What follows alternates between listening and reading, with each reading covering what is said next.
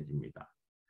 갈라디아서 4장 6절을 보면 하나님께서 그 아들의 영을 우리 마음 가운데 보내주셔서 아바 아버지라 부르게 하셨느니라 라고 하셨습니다.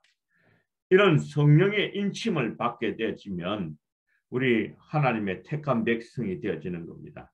그래서 이 성령 여기 인침을 받았다. 그 이마에 인침을 받았다는 것은 성부, 성자, 성령의 인침을 받은 것이었다라고 볼 수가 있습니다.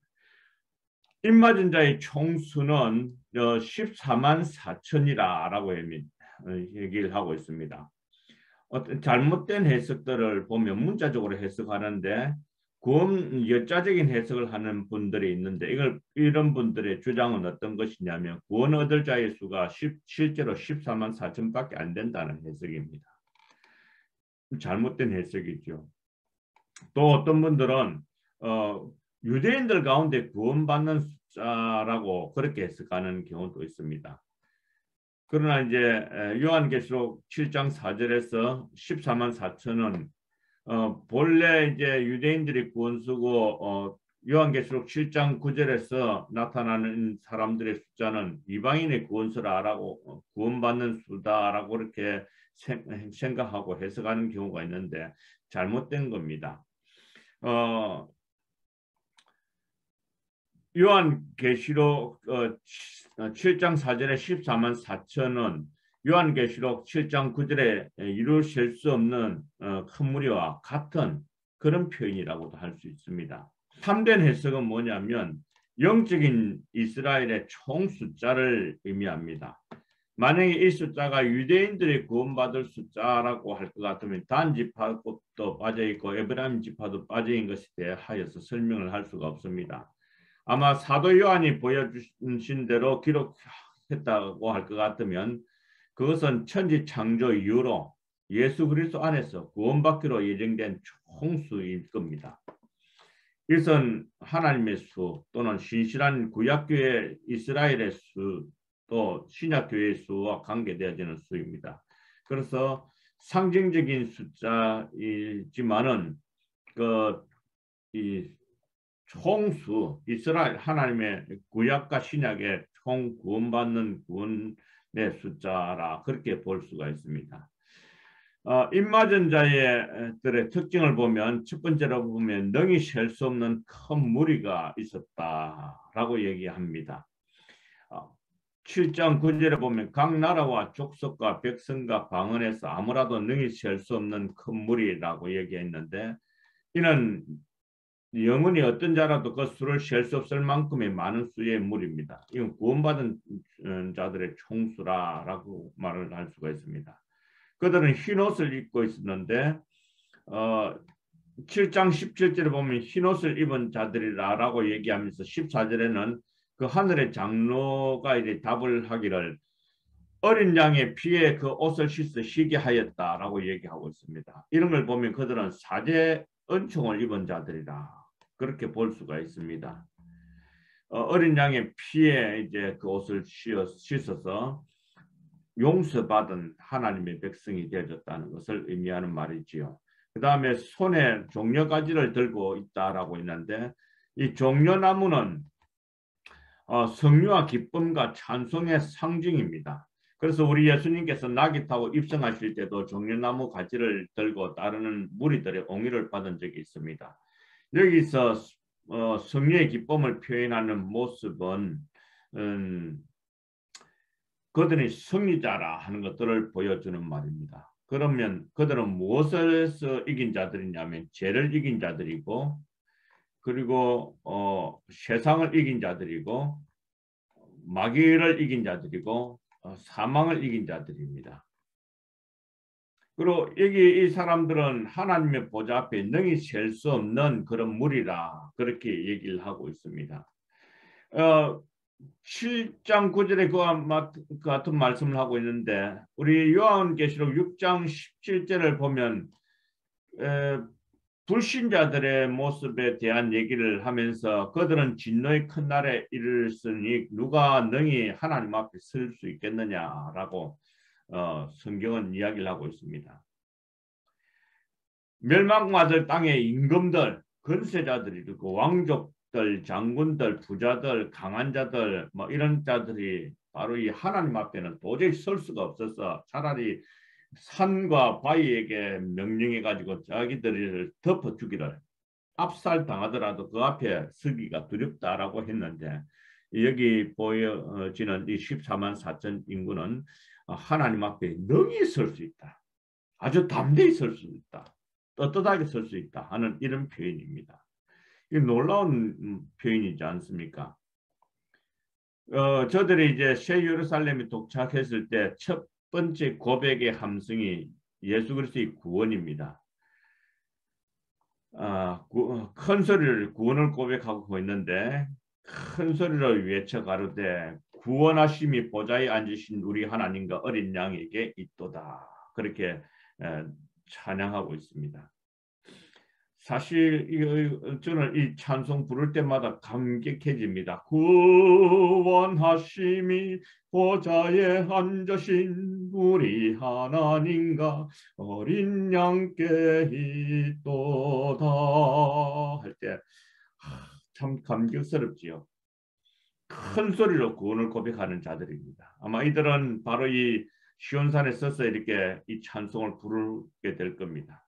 그리고 천계에서 절대적인 축복을 받은 자들인데, 이들이 이 천계에 있을 시온산에서 이렇게 서 있을 때에 모든 천사가 보좌와 장로와 내 생물들의 구원받은 이 자들의 주위에 둘러서 있는 영화로운 장면들이 나타나죠. 그리고 이 저들이 찬양할 때에 영물들의 화답을 받고 있고, 그리고 입맞은 자들에 대한 축복이 15절에서 17절에 나타납니다. 첫 번째, 그들은 보좌 앞에 있게 되는 축복입니다. 아까 제가 말씀드렸죠. 하나님의 보좌 앞에 능히 서 있는 사람들, 담대하게 서죠. 그 다음에 쉬지 않고 하나님을 섬기는 축복들입니다. 있습니다. 그 다음에 세 번째로는 영광의 보호를 받는 축복이 있습니다. 보좌에 앉으시니가 그들 위에 장막을 치시리니 라고 했는데, 장막을 친다는 말은 천막을 친다, 진을 치다, 거처하다, 살다, 함께 거하다 하는 이런 뜻인데, 지금 우리는 이런 표현들을 이 한국이라는 또는 2000년이 지난 이후에 이런 집을 짓고 살아가는 사람들에게서는 뭐 와닿지 않는 표현일런지도 모르겠습니다. 보좌에 앉으시니까 그들을 위해 장막을 친다 하는 그 표현은 그 당시에 이제 팔레스틴 지역에, 그곳에서는 낮에는 살인적인 햇빛 때문에 물을 1시간마다 마시지 아니하면 그대로 이렇게 일사병에 걸려 죽을 만큼 굉장히 뜨거운 지역입니다. 그런데 보좌에 앉으시니까 그들 위해 장막을 치고 시원하게 해준다는 겁니다. 바로 이스라엘 땅에는 한 가지 특징이 있는데, 그곳은 건조하기 때문에 그늘에만 들어가면 그렇게 뜨거운 곳도 시원하다고 합니다. 이런 하나님의 그 보좌에서의 장막을, 그들을 위해 장막을 쳐주시겠다 하는 장면이 나오고, 다음이 없는 충족의 축복입니다. 16절을 보면 저희가 다시 줄이지도 아니하고 목마르지도 아니하고 해나 아무 뜨거운 기운에 상하지 아니할 것이다 라고 했습니다. 거기는 줄임도 없고 목마름도 없고 자연재해나 공해 상함이나 이런 것들도 없습니다. 초대교회, 특별히 이제 초대교회는 많은 노예들이 성도가 되었습니다. 이들은 이제 바로 예수님 때문에 환난과 시험과 투옥, 재산 몰수 당하는 그런 부유한 기독교인들도 있었죠. 그런데 이렇게 뭐 핍박 속에서 또 환난 속에서 시달리다 보니까 헐벗고 굶주린다는 것이 어떤 것인지 잘 아는 사람들입니다. 그들에게는 더 이상 배고픔이나 굶주림이 없고